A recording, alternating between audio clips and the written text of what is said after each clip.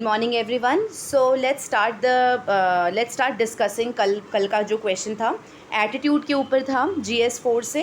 And I know कि बहुत सारे लोग अभी तो GS 1 2 3 में ही हैं और 4 में बहुत सारे लोगों ने अभी तक कंटेंट रेडी नहीं किया है, तो आई कैन अंडरस्टैंड। बट उसके बाद भी बहुत सारे ऐसे आंसर्स आए जो एक्सेप्शनली वेल थे, वेल रिटर्न, वेल आर्टिकुलेटेड, बहुत अच्छे एग्जाम्पल्स थे। पीपल 2 दिन पहले जो ये सवाल कर रहे थे कि मैम एग्जाम्पल कैसे डालें, एग्जाम्पल हमको याद नहीं आता। These are the people write after 3 days of writing, 4th day वाले आंसर में हर एक पॉइंट के बाद एग्जाम्पल डालना सीख गए, राइट। सो इसलिए that is the reason I से कि किसी की गाइडेंस होना बहुत ज़रूरी होता है। सो या तो आपको फर्स्ट अटेम्प्ट में ही अच्छे प्रॉपर गाइडेंस मिल जाते हैं, if that be in the case आप 1 साल में ही, 1 से 1.5 साल में ही अपना एग्ज़ाम क्लियर कर लेते हैं। और अगर आपको फर्स्ट ईयर सेकेंड ईयर में गाइडेंस नहीं मिलती तो कोई बात नहीं, या तो आप खुद से लर्न कर लेते हैं पैटर्न को कि इसे करना कैसे है, या फिर आपको कहीं ना कहीं से, मैं तो भगवान पे बहुत विश्वास करती हूँ, कहीं ना कहीं से गाइडेंस आ जाती है। मुझे आई है, आपको भी आ जाएगी, है ना, लाइक दैट। सो 15 days तक आंसर राइटिंग करिए जिसने भी, क्योंकि बहुत सारे ऐसे लोग हैं जो फर्स्ट डे किए थे और उन्होंने अभी आंसर राइटिंग छोड़ दिया। एक दिन का जो जोश होता है ना, वो देखिए नुकसान आप ही का है, क्योंकि जिसने भी कल के 1995 कॉपीज़ थी, 1992 आई गेस, उतनी कॉपीज़ में आई थिंक 1 या 2 ही ऐसे लोग हैं जिन्होंने अपना इंट्रोडक्शन एक्सटेंड किया है। सोचिए ना, इसके पहले जो फर्स्ट डे था, फर्स्ट डे ऑलमोस्ट एवरीबडी को मैंने सेम फीडबैक दिया था, बारिंग फ्यू पीपल, कि आप लोग अपना इंट्रोडक्शन शॉर्टन करिए, इस तरीके से तो आप अपना एग्ज़ाम कंप्लीट नहीं कर पाएंगे। Everybody after 3 days of writing एकदम से ब्यूटीफुल तरीके से 3 से 4 लाइन में एटीट्यूड का डेफिनेशन देके या फिर एटीट्यूड से रिलेटेड कुछ कोट्स देके, किसी लोग ने कलाम का कोट दिया, किसी ने टैगोर का कोट दिया, तो कोट्स के थ्रू भी लोगों ने बहुत सारे एटीट्यूड के ऊपर इंट्रोडक्शन दिया और देन दे स्टार्टेड राइटिंग जो पूछा है क्वेश्चन में, है ना। तो ये जो चीज़ें होती हैं, ये अगर लिखते जाएंगे और अगर आपको क्रिटिकल कमेंट मिल भी रहे हैं तो वो आपके भलाई के लिए, जब आप उस पर वर्क करेंगे तो नेक्स्ट डे देखिएगा आप खुद से बेटर आंसर लिखेंगे, है ना। तो ब्यूटीफुली रिटर्न। कल तो बहुत सारे लोगों ने, हार्डली मैंने किसी को कुछ खास फीडबैक दिया है, because people started grabbing the concept कि मेंस में लिखना क्या है। So it is never about कि मैंने बहुत सारा कंटेंट पढ़ा है कि नहीं पढ़ा है, पेपर में कितना उतार सकते हो उतनी ही बात है। और अगर आप अब से नोटिस करेंगे कि जब भी आप लिख रहे हैं तो आप देखेंगे कम से कम 2 कंपोनेंट तो होते हैं किसी भी क्वेश्चन के, बारिंग GS, मैं 1 2 3 की बात कर रही हूँ, मैं GS 4 की बात नहीं कर रही हूँ। GS 4 का अप्रोच थोड़ा सा अलग होता है। अगर GS 1 2 3 की बात करें तो कम से कम मिनिमम ऑफ टू कंपोनेंट तो हम बना ही लेते हैं। और 2 कंपोनेंट जब बनाना है तो लोगों ने मुझसे क्वेश्चन पूछा, मैंने कल पूछा भी था आप लोगों से, ये कुछ क्वेश्चन होगा जिसको मुझे एड्रेस करना है।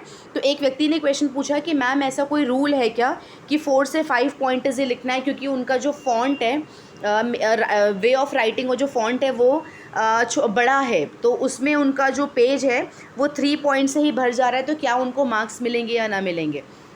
तो देखिए इन सब चीज़ों में ऐसा कोई रूल नहीं है कि आप पॉइंट्स में लिखेंगे तो ही आंसर मिलेगा, आप पैराग्राफ में लिखेंगे तो आंसर आपको मार्क्स नहीं मिलेगा, ऐसा कुछ भी नहीं है। नंबर ऑफ़ पॉइंट किसी ने कुछ ऐसा बताया नहीं है। मगर आप खुद सोचिए, जब आप एग्ज़ामिनर हैं और ये है आपके सामने एक कॉपी और जस्ट उसके बाद में दूसरी कॉपी, पहले कॉपी में अगर किसी व्यक्ति ने उसी एस्पेक्ट को, क्योंकि कंपोनेंट तो सेम रहने वाले हैं, क्योंकि क्वेश्चन सबके लिए सेम है, सेम क्वेश्चन में सेम कंपोनेंट के ऊपर किसी व्यक्ति ने 5 से 6 पॉइंट दिए हुए हैं और आपने, क्योंकि आपका फॉन्ट बड़ा है तो उसके कारण आपने 2 या 3 आपने लाइन दी हुई है। तो आप मुझे बताइए, अगर आपका पेपर पहले चेक हो गया, आप लकी रहे, तो उतना ज़्यादा इम्पैक्ट नहीं पड़ेगा। बट अगर एग्जामिनर ने ऑलरेडी 2-3 पेपर चेक किए जहाँ पे किसी ने 4 पॉइंट लिखे, किसी ने 5, किसी ने 6, और उसके बाद जब आपका कॉपी उनके हाथ में आएगा और 3 पॉइंट देखेंगे, तो आप खुद जज कर लीजिए। I am no one to से, मैं सिर्फ जनरल नॉर्मल ह्यूमन साइकोलॉजी की बात कर रही हूँ। हमेशा हम कंपेरेटिव एटीट्यूड रखते हैं। जब भी आप एक पेपर चेक करेंगे, दूसरा करेंगे, तीसरा करेंगे, you tend to compare the one which you are checking with the one जो आपने प्रीवियसली करा है। इवन दो ऐसा करना नहीं चाहिए हर किसी को, बट आप सोचिए ना, उनको 50 से 60 कॉपी चेक करनी है, तो क्या वो सबके साथ में इस तरीके से बिना कंपैरिजन किए निष्पक्ष होकर चेक करेंगे? As a human tendency humanly impossible है, ठीक है। तो विद दिस सिनेरियो इसलिए मैं बोलती हूँ क्योंकि I have seen there are toppers, especially जो सृष्टि देशमुख वाले जो बैच के थे, टीना वाले बैच में लोग जनरली लोग उस समय पे पैराग्राफ ज़्यादा यूज़ करते थे। जब सृष्टि देशमुख लोग की जो बैचेज़ आई तो उसमें अगर आप देखेंगे तो लोग बहुत सारे पॉइंट, स्पेशली जो सृष्टि है, अक्षत है, अक्षत का पेपर, स्पेशली अक्षत जैन जो है ना, उनका अगर पेपर देखोगे, बिकॉज उन्होंने जीएस की मास्टरी की है, मुझे ऐसा लगता है कि टॉपर्स में अगर आपको किसी का पेपर देखना चाहिए तो सृष्टि देशमुख का देखना चाहिए। अक्षत जैन का पेपर अगर आपको मिले, अक्षत जैन ने एक अपने स्पीच में बोला था कि उनका जो एक्चुअल वे ऑफ राइटिंग है वो विजन वाले जो डॉक्यूमेंट में जो मार्केट में सर्कुलेटेड है वो नहीं है। एक्चुअल वे ऑफ राइटिंग जो उन्होंने किया ना, तो one of the Unacademy का वीडियो है, उसमें उस वीडियो में वो बता रहे हैं कि how to approach answer writing. उसमें 1 या 2 आंसर उन्होंने दिखाया, उसका स्क्रीनशॉट मार लीजिए। देयर यू विल फाइंड कि ही हैज़ एक पॉइंट पे उसने 7 से 8 पॉइंट दिया है, 7 to 8 पॉइंट्स। इमेजिन, तो आप मुझे बताइए कोई टॉपर अगर इस तरीके से लिख रहा है तो क्या करे। तो वो कंपैरिजन होगा ही होगा। और दूसरी बात मैं आपको बताती हूँ कि अगर आपका ऑप्शनल के ऊपर पकड़ है और आपका अगर ऑप्शनल टेक्निकल सब्जेक्ट है जहाँ पे आपको पता है कि crossing 150 is easier than someone जिसने हिस्ट्री वगैरह लिया है, इन दैट सिनेरियो आप 4-4, 3-3 पॉइंट लिखोगे, थोड़ा सा एवरेज में मार्क्स लाओगे जीएस का, तब भी चल जाएगा। But why to take such risk, अगर आपको ज़्यादा पॉइंट लिख सकते हो तो आपको ज़्यादा पॉइंट लिखना चाहिए।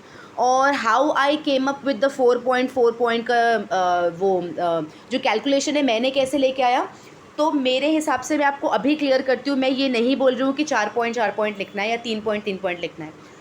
What I am trying to say is there are stages of answer writing, ठीक है। अभी आप फर्स्ट स्टेज में हैं, थोड़ा सा लर्न करेंगे, सेकेंड स्टेज में पहुँचेंगे, फिर यहाँ, फिर जाके बाय द टाइम जब आप प्री क्लियर करेंगे, जब आप मेंस में आएंगे, मेंस में जब आप इनफ आंसर राइटिंग कर लेंगे, जो लास्ट का 10 to 15 डेज रहता है ना, उसमें आपको समझ में आता है कि अच्छा this is the exact way I really want to be reflecting in on my paper, ऐसा होता है। तो अभी क्या है, आप अगर फर्स्ट, सेकेंड या थर्ड स्टेज में भी खड़े हैं तो आपको जो 4 से 5 पॉइंट है ना, अभी मेजर चीज़ क्या है कि हमारा टाइम, एक तो हमें पेपर फिनिश करना है टाइम लिमिट में अपना पेपर फिनिश करना है, एंड जो क्वालिटी रखनी है वो कम से कम मीडियम क्वालिटी रखनी है।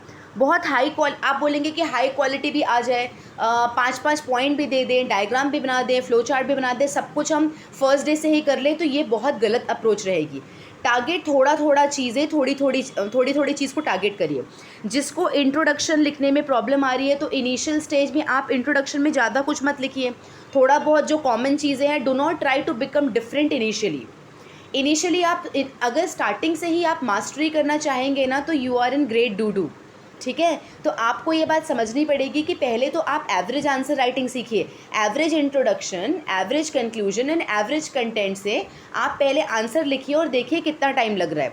जब उसमें आप कंफर्टेबल हो जाएंगे, फिर आप एग्जाम्पल डाल के और बेटर इंट्रोडक्शन लिखिएगा। एक बार ये हो जाएगा तो फिर नेक्स्ट स्टेज में 2-3 दिन के बाद में आप उसमें मैप इंट्रोड्यूस करिए। तो फिर आप देखेंगे कि मैप इंट्रोड्यूस करने में कुछ लोग पूरे बीच के पन्ने में मैप बनाते हैं, कुछ लोग इस साइड में और कुछ लोग इस साइड में। ये सब कुछ इंडिविजुअल टू इंडिविजुअल डिपेंड करता है। तो स्टेजेस में आंसर राइटिंग होगी, इसलिए मैं बोल रही हूँ कि अभी से पूरा परफेक्शन पे ध्यान मत दीजिए। कौन से स्टेज में खड़े हैं ये आइडेंटिफाई करिए and keep writing and keep getting it reviewed. और यहाँ पे जो आंसर लिखा जा रहा है, देखिए मैं ये नहीं बोल रही हूँ कि मैं भी परफेक्ट आंसर लिखती हूँ। जहाँ तक मेरे को पता है, मैं कोशिश करती हूँ जब GS4 का प्रिपरेशन करूँगी मैं, तो मैं कोशिश करूँगी कि जितने भी स्टैटिक टॉपिक जैसे कि वैल्यू हो गया, एथिक्स हो गया, मोरालिटी हो गया, एटीट्यूड हो गया, एप्टीट्यूड हो गया, इमोशनल इंटेलिजेंस हो गया, इन सब चीज़ों के ऊपर जब मैं क्वेश्चन लिखूँ और उसको जब मैं पॉइंटर्स दे के सब्सटैंशिएट करूँ, तो मैं रियल एग्ज़ाम में I try to substantiate with at least 1 या 2 एग्जाम्पल मैं IAS ऑफिसर का ज़रूर दूँगी। जैसे कि मुझे इस वाले क्वेश्चन में भी बहुत अच्छे से पता था। मैं OP चौधरी जी का एग्जाम्पल जनरली डालती हूँ क्योंकि उन्होंने गुड एटीट्यूड से ट्राइबल एरिया में बहुत ज़्यादा डिफरेंस लेके आए हैं, बिकॉज वो मेरे ही स्टेट को बिलोंग करते हैं, छत्तीसगढ़ से। तो उन्होंने छत्तीसगढ़ में बहुत डिफरेंस लाए हैं। जब वो रायपुर के कलेक्टर थे, उन्होंने बहुत अच्छा काम किया है। सो इसलिए मैं उनका एग्जाम्पल डालती हूँ। बट वाइल राइटिंग, क्योंकि मेरी प्रैक्टिस नहीं थी, अगर मैं अभी ये आंसर को पढ़ूंगी तो यू विल सी कि मैंने कहीं पर भी IAS का एग्जाम्पल डाल नहीं पाई हूँ।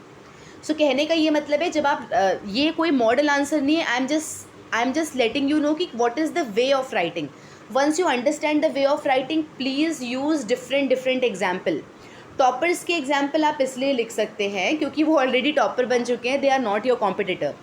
बट जो अपने कॉम्पिटिटर के लोगों से ना आप सिर्फ वे सीखिए, जो आपके साथ पेपर लिख रहे हैं ना वो किस वे से लिख रहे हैं. अगर वो एक IAS का एग्जाम्पल डाल रहा है तो you need to make it a point कि आप भी IAS का एग्जाम्पल डालिए, मगर OP चौधरी की जगह किसी और का डाल दीजिए.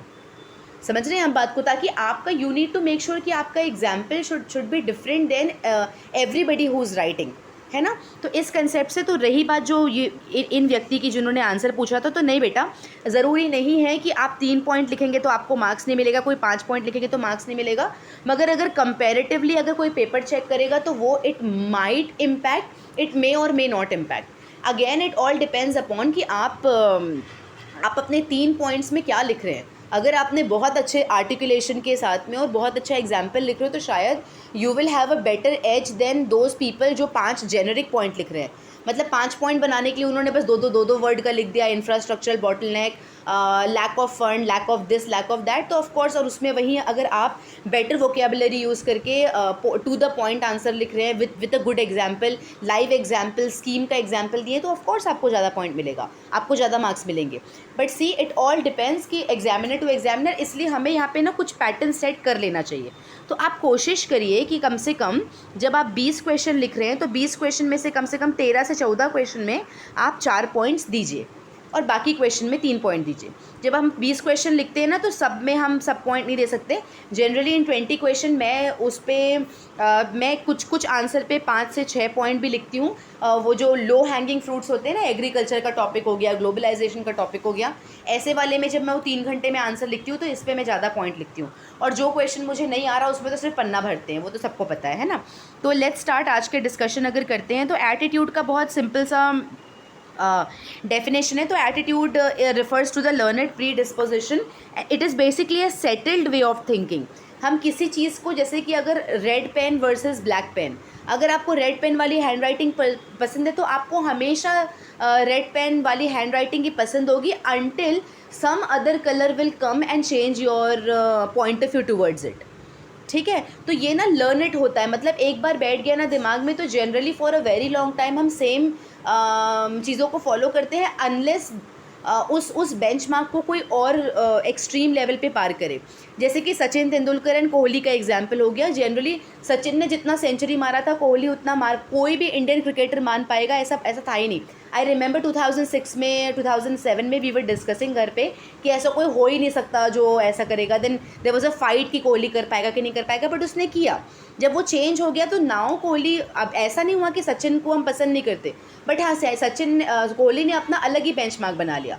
तो उसको बोलते हैं हम एक set way of thinking towards something. या तो हम ऑब्जेक्टिव के बारे में, या हम किसी इवेंट के बारे में, या पर्सन के बारे में सेटल्ड वे ऑफ थिंकिंग. और जिस वे से हम थिंक करते हैं ना, हमारा एक्शन एंड बिहेवियर उसी पे डिपेंड करता है. ठीक है. तो ये हो गया. अब उसके बाद में मैं एग्जाम्पल डाल दी, जैसे आई डोंट लाइक ऑरेंजेस या फिर winter is my favourite month. ये लाइकिंग और डिसलाइकिंग आपको एटीट्यूड डिसाइड करता है कि what you like and what you don't like. ठीक है. अब फैक्टर्स कंट्रीब्यूट, कौन कौन से फैक्टर है, तो मैंने सबसे पहले सोशल फैक्टर लिखा है. सोशल फैक्टर के अंदर मैंने 2 पॉइंट डाले हैं, फैमिली एंड एजुकेशन इंस्टीट्यूशन. तो फैमिली वाला क्योंकि मैंने क्लोजेस्ट ग्रुप रहता है, मैंने डाला कि it is nursery to attitude formation. फिर उसका एग्जाम्पल डाल दिया joint family and nuclear family. Joint family में पीपल जो जॉइंट फैमिली के होते हैं, हम लोग शेयरिंग, रिस्पेक्ट और म्यूचुअल को एक्सिस्टेंस में बिलीव करते हैं. वी आर द पीपल जो हम, क्योंकि मैं खुद जॉइंट फैमिली से हूँ, we are very comfortable around lot of people. बहुत से लोगों से बात करने में वी आर वेरी कंफर्टेबल. जैसे कि मेरे यहाँ पे अगर कोई जनरली न्यूक्लियर फैमिली वाले अगर 10 लोग के लिए खाना बनाते हैं तो उनको बहुत बड़ा काम लगता है. बट फॉर मी, हमारे यहाँ 100 लोग के लिए खाना तो चुटकियों में बनता है. एंड वी आर बचपन से हम वो चीज़ करते आ रहे हैं, शेयरिंग. जैसे कि अगर बहुत से लोग जब आते हैं तो खाना कम भी पड़ जाता है. देन वी हैव सीन कि जो लास्ट 5-10 लोग बैठते हैं वो एडजस्टमेंट में ही काम चला लेते हैं. तो ये सब जो चीज़ें होती है जॉइंट फैमिली में दिख के आती है. और जो न्यूक्लियर फैमिली में होते हैं वो इंडिविजुअली बहुत अच्छे से फ्लरिश करते हैं. तो इंडिविजुअलिज्म उनके में अच्छा होता है, सेल्फ कंसर्न, सेल्फ डेवलपमेंट, ये सब चीज़ें इनकी तरफ जो एटीट्यूड होता है ना उनका पॉजिटिव हो जाता है. एजुकेशन इंस्टीट्यूशन, तो it is a second home to a child. Teacher जो होता है वो सेकेंड पेरेंट्स होता है। यहाँ से क्या क्या चीज़, तो मैंने शायद यहाँ पे ना थोड़ा गड़बड़ कर दिया वाइल राइटिंग। मैंने लिखा है टुगेदरनेस लर्न करता है because they celebrate different festival. यहाँ पे मुझे एक्चुअली लिखना था यहाँ पे एडजस्टमेंट, कोऑपरेशन, कोऑर्डिनेशन, ये सब लर्न करता। क्यों? क्योंकि यहाँ पे ग्रुप एक्टिविटीज़ होते हैं ये। तो मुझे यहाँ पे एक्चुअली पॉइंट लिखना था कोऑर्डिनेशन एंड कोऑपरेशन, और उसके बाद मैंने एग्जाम्पल डालना था ग्रुप एक्टिविटी। तो मैंने यहाँ पे छोटी सी मिस्टेक करी है। लिखते लिखते यार एक आध पॉइंट में होता है, and that is the reason मैं यहाँ पे ना ओपन बुक करके आंसर नहीं लिख रही हूँ। मैं वो आंसर लिख रही हूँ जो मुझे पता है, और आई नो कि मैं यहाँ पे जब मैं रीडिंग करूँगी, जब मैं रिविज़न करूँगी, तो I will for the same question मैं चीज़ों में आईएएस ऑफिसर का एग्जाम्पल ज़रूर डालूंगी। आई रिमेंबर कि एमपी के आईएएस ऑफिसर ने हैविंग अ पेट्रियार्कल जो एटीट्यूड था उसका बचपन से वो देखते हुए आया था, वो रिफ्लेक्ट किया। लॉकडाउन में उसने अपनी वाइफ को मारा भी, और जब न्यूज़ वाले ने पूछा तो उसने बोला नो बिग डील। ये एग्जाम्पल मेरे दिमाग में था बट मैं उसको पेपर में ला नहीं पाई। वैसे ओपी चौधरी का एग्जाम्पल था, मैं पेपर में ला नहीं पाई। मैं आपको ट्रुथ बता रही हूँ क्योंकि मैंने रिवीजन नहीं किया है इसको लिखने के पहले। जो भी मेरे दिमाग में उस पॉइंट ऑफ टाइम पे जो आया है, तो देखिए मैंने मिस्टेक भी करी है। That is the reason. So I am not open book से मैं कोई भी चीज़ें नहीं कर रही हूँ, so that I will be at par with you to show you कि यार जितना भी दिमाग में हो उसको पेपर में उतारते हैं, और उसके बाद देखेंगे कि हमने कहाँ मिस्टेक करी है। इससे क्या हो जाता है पता है, क्योंकि ओके ये वाला पोर्शन तो बहुत अच्छा लिखा है, दैट मीन्स मुझे फैमिली वाला पोर्शन में रिविजन करने की ज़्यादा ज़रूरत नहीं है। हाँ, मगर ये वाले पोर्शन में अगर मिस्टेक किया है दैट मीन्स इसको एक बार रिविजन।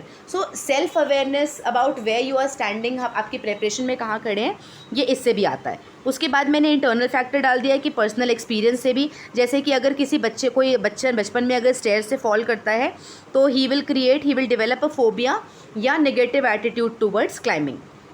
फिर एक सोशल कंडीशनिंग भी होती है। अगर हम किसी चीज़ को कंटिन्यूसली इन्फॉर्मेशन दे रहे हैं तो सोशल कंडीशनिंग हो जाती है, या फिर कंडीशनिंग ऑफ माइंड बोलते हैं। सो इसमें मैंने पॉजिटिव और नेगेटिव में बोला है। पॉजिटिव में जो स्वच्छ भारत का वैन आता है सॉन्ग में, तो बच्चे जो मैं छोटे बच्चों को ट्यूशन पढ़ाती हूँ वो ज़ोर ज़ोर से चिल्ला चिल्ला के स्वच्छ भारत का इरादा वाला गाना गाते हैं। विद दैट इनफैक्ट उनकी मदर लोग ने बोला कि ये इतना इम्पैक्ट करता है बच्चों को कि अब उनकी जो जनरेशन है मॉम डैड लोग की, और हमारी जो जनरेशन है, हम लोग स्वच्छ भारत वाली जनरेशन नहीं है, हम लोग इसके पहले वाली जनरेशन है। तो हमारा लर्नड बिहेवियर क्या है कि हाँ, हम देखते हैं डस्टबिन का इंतज़ार करते हैं, मगर डस्टबिन नहीं होता ना तो कचरे को कार में रखने से बेटर हम फेंक देते हैं। ये करते हैं। लॉन्ग ट्रिप में, लॉन्ग जर्नी में जाइएगा, कोई भी यहाँ पे शरीफ नहीं है, हर इंसान ये करता है कभी ना कभी।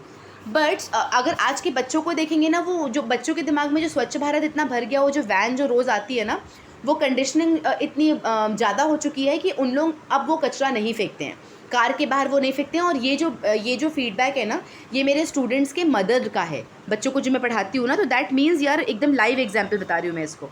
और नेगेटिव तो मैंने पाकिस्तान का डाल दिया, क्योंकि पाकिस्तान के प्रति कुछ खास हमारा बिहेवियर नहीं है, कुछ खास एटीट्यूड नहीं है, और लाइकवाइज उनका हमारी तरफ। क्यों? आप कभी पाकिस्तान गए हैं? हार्डली पाकिस्तान के लोग इंडिया आए हैं, देखे हैं कि क्या है। बट जो हम बार बार सुनते हैं वो हम बार बार उससे हमारा एटीट्यूड फॉर्म हो जाता है, तो इसको बोलते हैं कंडीशनिंग। फिर मैंने एसोसिएशन डाल दिया है, peer groups, close friends, neighbour. तो यहाँ पे मैंने एक कोड का इस्तेमाल किया रादर देन एग्जाम्पल की। बोलते हैं ना कि if you are around 2 billion years you are most likely to be the third one. तो ये इम्पैक्ट होता है एसोसिएशन का। उसके बाद में एक्सपोजर टू इन्फॉर्मेशन, तो information regarding habits of sanitisation and cleanliness. देखिए घर मम्मी लोग बोलते थे ना कि सफाई करो सफाई करो। मोस्ट ऑफ द पीपल जब मम्मी लोग के साथ रहते हैं तो मदर की ही रिस्पॉन्सिबिलिटी होती है सफाई करने की, नो मैटर मॉम कितना बोले कि साफ़ रखो। तो अगर if it is coming from family as a source, उतना स्ट्रॉन्ग एटीट्यूड नहीं बना पाया। बट जब लॉकडाउन के समय, पैंडमिक के समय, जब साइंटिस्ट और डॉक्टर ने न्यूज़ चैनल में आके मोदी जी ने जब आके स्वच्छता का और सैनिटाइजेशन का इंपॉर्टेंस बताया, तो जो लोग साफ़ सफाई में बिलीव नहीं करते थे वो भी अपने आप को they built a strong attitude towards cleanliness. ठीक है, एक तो ये हुआ। उसके बाद में नेक्स्ट होता है rewards and punishment. If a child gets rewarded, अगर बचपन में आपने बीइंग डिसिप्लिन या फिर किसी चीज़ के प्रति अगर आपने वृक्षारोपण किया है, प्लांट लगाए हैं, या फिर किसी एनिमल को सेव किया है बचपन में और उसके लिए आपको अवार्ड मिल गया, तो ट्रस्ट में उस बच्चे का लाइफ लॉन्ग वो एटीट्यूड बना चुका है। अब वो ज़िंदगी भर वही काम करेगा। डिसिप्लिन के लिए मुझे डिसिप्लिन का अवार्ड मिला था। I was the head discipline minister of my school, because मेरी मदर ने, हम लोग का ऑलमोस्ट 100% अटेंडेंस था।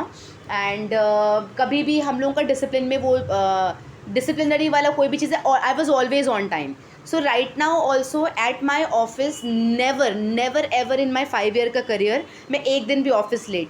तो ये जो है ना, ये बचपन से, जब बचपन वाली जो हैबिट होती है ना, जो डेवलप होती है, वो लाइफ लॉन्ग चलती है. तो ये जो है रिवॉर्ड एंड पनिशमेंट, उसमें बहुत मुझे रिवॉर्ड मिला था स्कूल से फॉर बीइंग 100% अटेंडेंस के लिए. क्लास 7th 8th में हमको मिला था ये. मगर उससे मुझे समझ में आया था कि रिवॉर्ड मिला तो वो दिमाग में कंडीशनिंग हो गई कि discipline is a good thing बोल के. ठीक है, तो ऐसा. फिर कंक्लूजन. अब एक व्यक्ति ने क्वेश्चन पूछा है कि कंक्लूड कैसे करें, पॉजिटिव वे में कंक्लूड करें, नेगेटिव वे में कंक्लूड करें, या बैलेंस वे में कंक्लूड करें. तो देखिए, it all depends upon the question क्या है. अगर आपको ग्रेव मैटर मिलता है, ग्रेव मैटर जैसे कि अपना हो गया मैरिटल रेप के बारे में हो गया, या फिर चाइल्ड अब्यूज़ के बारे में हो गया, इन सच ग्रेव मैटर आपको क्या लेना है, एक टिल्टेड वे में आप अपना स्टैंड ले सकते हैं कि नहीं ये ज़रूरी है. अगर विमेन एम्पावरमेंट, डाउरी है ना, विमेन की रिस्पेक्ट, या फिर ह्यूमन की रिस्पेक्ट, सिर्फ विमेन की रिस्पेक्ट क्यों हो, पूरे ह्यूमन की रिस्पेक्ट हो, उसमें औरत मर्द ट्रांसजेंडर जिनको जेंडर डिसाइड करना है नहीं करना है सबकी रिस्पेक्ट होनी चाहिए. तो रिस्पेक्ट ऑफ ह्यूमैनिटी, और not just respect of humanity, पूरे जितने भी क्रीचर है उनके, चाहे वो लिविंग है या नॉन लिविंग है, उनकी रिस्पेक्ट है. तो ग्रेव मैटर जहाँ पे भी होगा ना, वहाँ पे आप टिल्टेड पॉइंट ऑफ व्यू ले सकते हैं. और कंक्लूड कैसे करना है, तो देखिए इसमें तो आपको कुछ खास पूछा नहीं है इस वाले क्वेश्चन में. तो मैंने इसको कंक्लूड कैसे किया है कि जो पूछा है क्वेश्चन को उसी को पैराफ्रेज करके लिख दिया है कि attitude formation is dependent upon the multiple internal and external sources, ultimately reflects upon the individual action and behaviour. ठीक है, तो रही बात आपका कंक्लूजन की, लिखते चले जाइए अलॉन्ग विद दी. जब जैसे अगर मान लो किसी भी क्वेश्चन का चैलेंजेस अगर पूछा हुआ है, तो चैलेंज पूछा हुआ है, वे फॉरवर्ड नहीं पूछा हुआ है किसी भी क्वेश्चन में. तो अगर चैलेंज पूछा हुआ है तो आप लिखिए 5 से 6 पॉइंट चैलेंजेस का लिखिए. उसके बाद में अपफ्रंट होके आप 2 या 3 गवर्नमेंट का, ऑलरेडी गवर्नमेंट क्या इनिशिएटिव ले रही है वो आप लिखिए. ये आपको करना इसलिए ज़रूरी है क्योंकि आप फ्यूचर ब्यूरोक्रेट बनने वाले हैं, या फिर प्रशासनिक अधिकारी बनने वाले हैं. इस सिनेरियो में यू आर द वन जो पॉलिसी इम्प्लीमेंटेशन करना है, पॉलिसी अवेयरनेस लेके आनी है. तो चैलेंज के साथ साथ में हम क्या कर रहे हैं इसकी अवेयरनेस बहुत ज़रूरी है. और क्या आप इस चैलेंज के प्रति जो गवर्नमेंट कर रही है उसके लिए आप अवेयर हो कि नहीं, ये आपके पेपर में रिफ्लेक्ट होके आएगा जब आप खुद से अपफ्रंट होके गवर्नमेंट इनिशिएटिव लिखेंगे, इवन दो पूछा है या ना पूछा है. उसके बाद में जहाँ जहाँ आप चैलेंज लिखेंगे ना, वहाँ वहाँ आप सोल्यूशन तो देंगे ही देंगे ना. यही तो एटीट्यूड वो देखना चाह रहे हैं कि चैलेंजेस के प्रति आपका एटीट्यूड क्या है. तो वहाँ पे आपको वे फॉरवर्ड लिखना ज़रूरी है and a balance conclusion. But balance conclusion in most of the answer exception grave matter. Grave वाले प्रॉब्लम के ऊपर, ग्रेव चैलेंजेस के ऊपर आप टिल्टेड पॉइंट ऑफ व्यू रख सकते हैं. ठीक है, गवर्नमेंट के प्रति नेगेटिव होना या फिर पॉलिटिकल आइडियोलॉजीज़ के प्रति नेगेटिव होना, इससे आप बचिए. पर्सनल लेवल पे आप नो मैटर क्या कर रहे हैं, आपके आंसर्स में पॉलिटिकल आइडियोलॉजीज़ नहीं झलकनी चाहिए. ठीक है, इतना ध्यान रखिएगा. ओनली आपको ग्रेव मैटर में करना है और जनरली न्यूट्रल ही आपको रहना है. ठीक है, I hope this video was helpful. थोड़ा लंबा हो गया क्योंकि बहुत सारे एस्पेक्ट डिस्कस किए हैं. That is the reason. सिर्फ not specific to the model answer, हम पूरी ऑल टुगेदर जितना भी मेरे को नॉलेज है आंसर राइटिंग का, I am trying to put. आपके पास में कोई क्वेश्चन होगा तो क्वेश्चन को भी आप लिख के भेजिएगा, मैं उसको क्लैरिफाई कर दूँगी इन नेक्स्ट वीडियोज़.